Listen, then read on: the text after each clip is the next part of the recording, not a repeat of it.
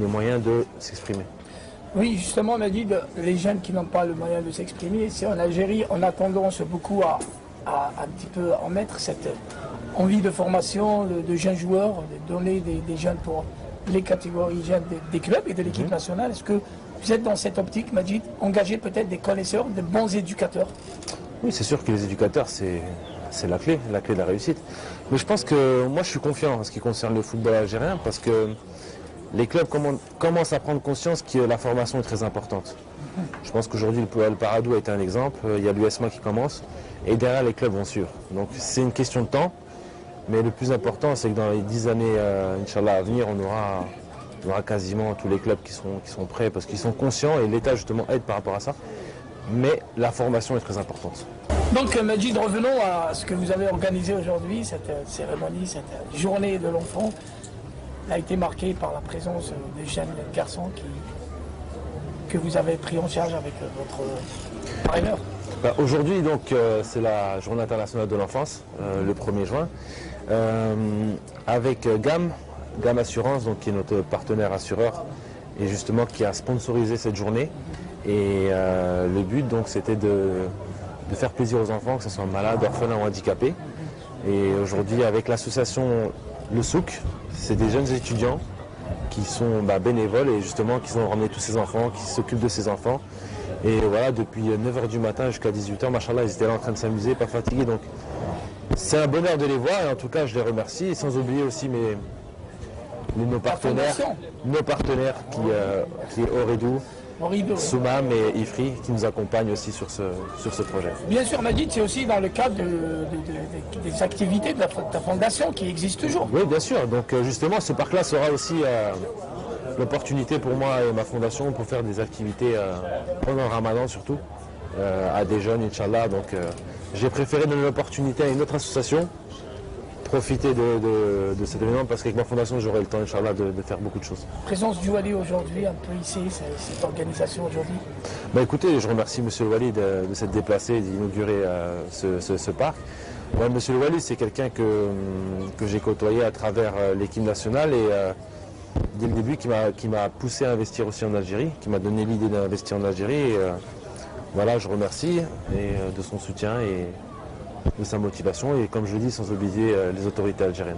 Parlons de l'équipe nationale. Majid, l'équipe nationale jouera les Seychelles, l'adversaire d'un moindre calibre, mais comme vous le dites toujours, l'Afrique, ça reste l'Afrique.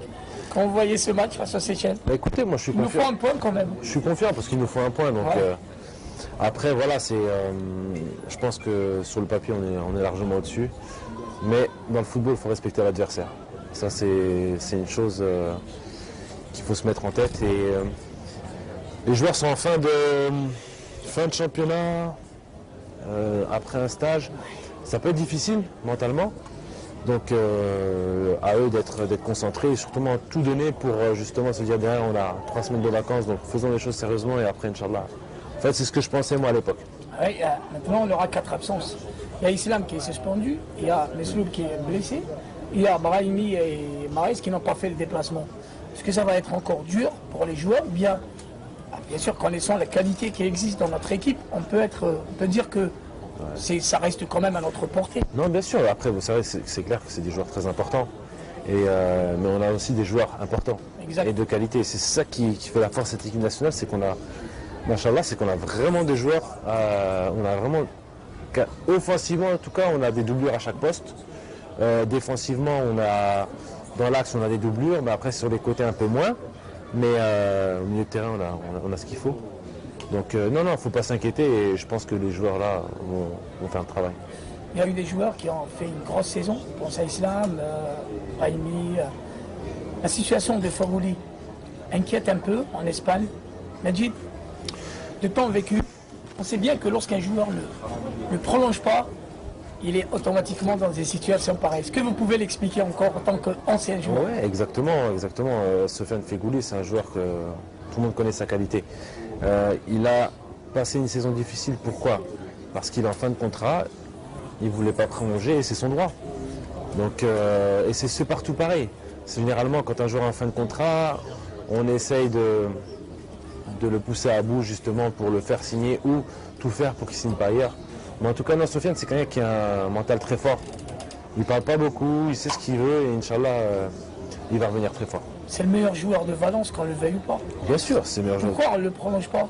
Comme ils le font avec les Brésiliens, les Argentins, les Espagnols.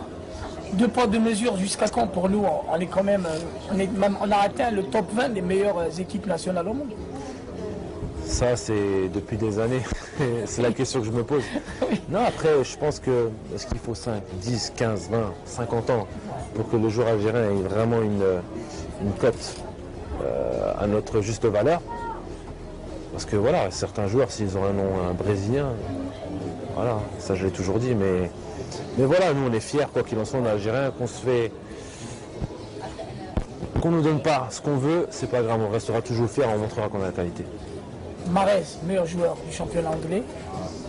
On a déjà parlé, mais Mahrez, c'est le meilleur joueur de la première ligue. Automatiquement, il devrait être annoncé dans des grands clubs, comme l'a été Hazard l'année passée, n'est-ce pas? Ouais. On le voit que, mis à part peut-être Arsène Wenger qui le veut à Arsenal, ça reste Leicester pour la saison prochaine. C'est clair, bon, en ce qui concerne la Sonneria, tout le monde est unanime qu'il a fait un truc, machallah, extraordinaire. Ouais. Après, il y a eu beaucoup de bruit quand même pendant un certain temps. Même. Après, je pense que vu qu'il y a la Coupe d'Europe, généralement les transferts sont calmes.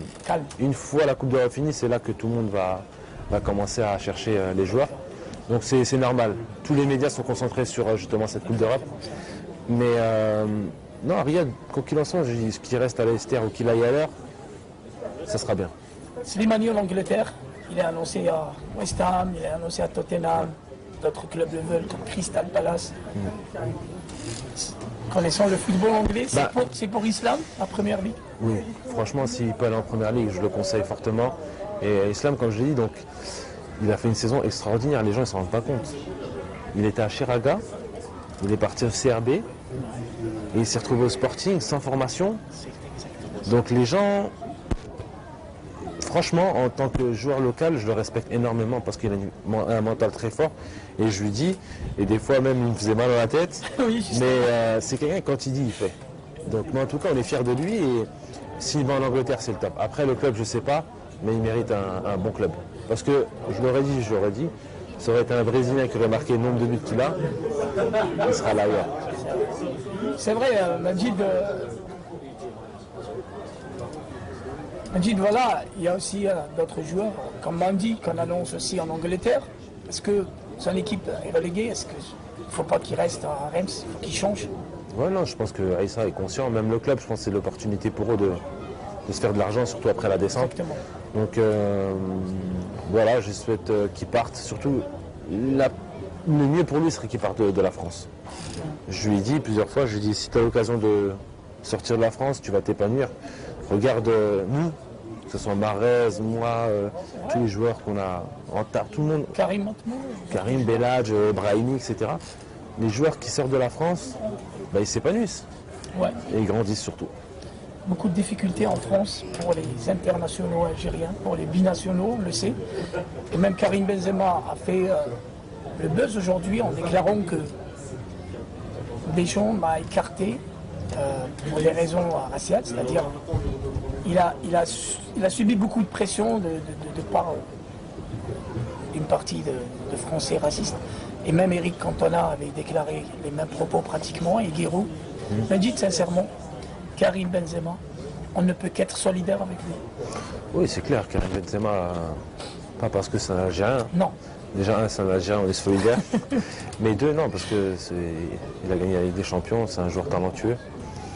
Après, voilà, ce qui s'est passé. Il a déclaré. Ce qui s'est passé, le choix, patati patata. Personnellement, pour moi, il mérite d'être sélectionné.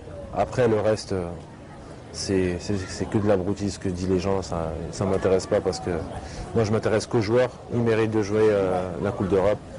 Et en tout cas, je pense que c'est quelqu'un qui est fort mentalement. Fort mentalement, bien sûr. Sa carrière, on peut dire, déjà, malgré qu'il est jeune, c'est un peu derrière lui, il a tout gagné. Ouais. Maintenant, on va revenir sur l'équipe nationale. Majid. On a vu que Christian Gourcuff fait partie. Les joueurs ont un peu regretté parce qu'ils ont déclaré clairement qu'on aurait aimé qu'il soit là. Mais bon, il a choisi de prendre Rennes, revenir au quotidien. D'abord, la séparation de Gourcuff, Majid. Tu as connu plusieurs entraîneurs. Ouais, bien sûr. Non. Ça va pas être dramatique pour nous?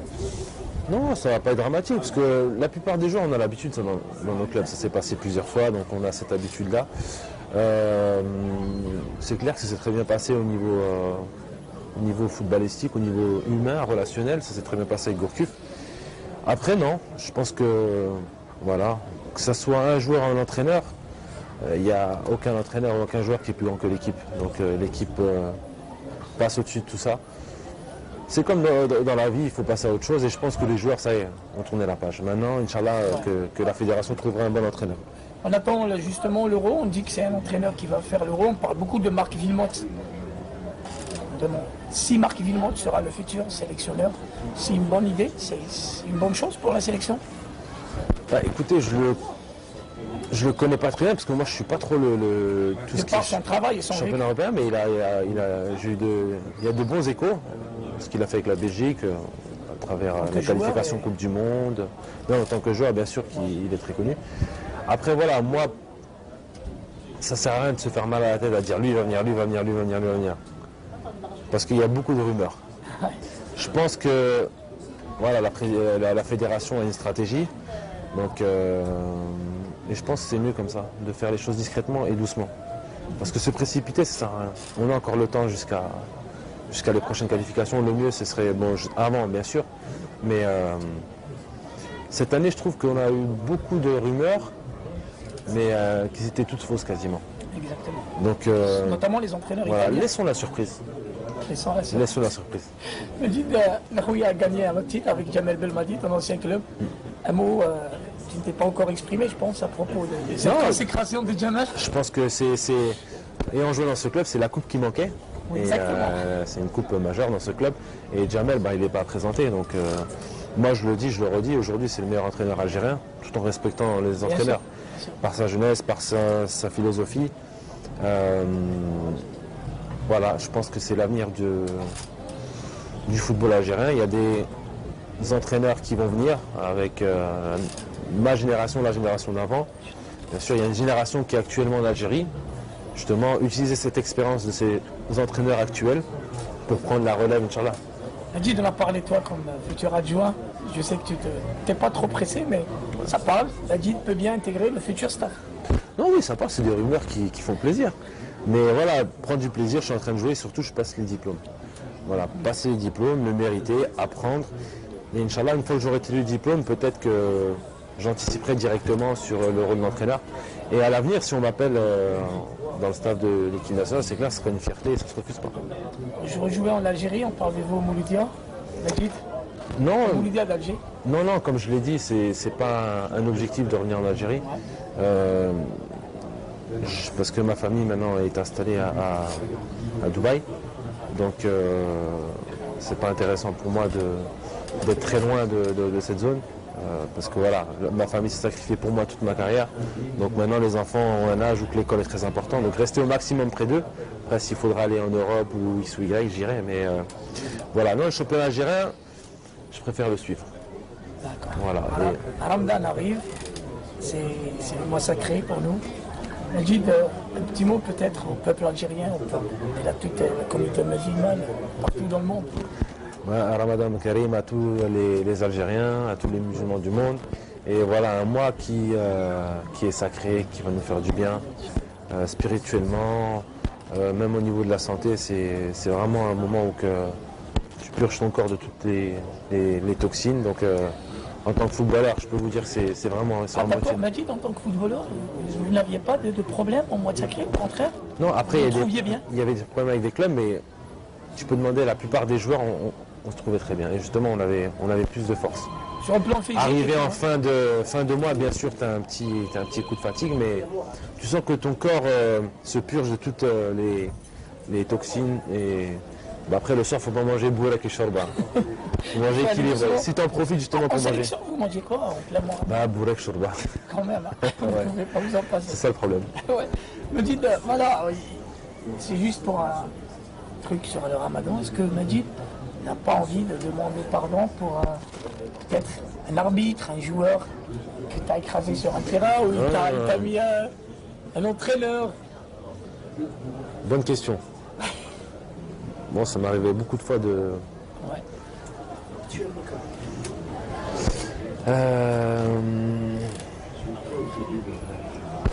J'allais dire m'excuser, mais Il y en a tellement.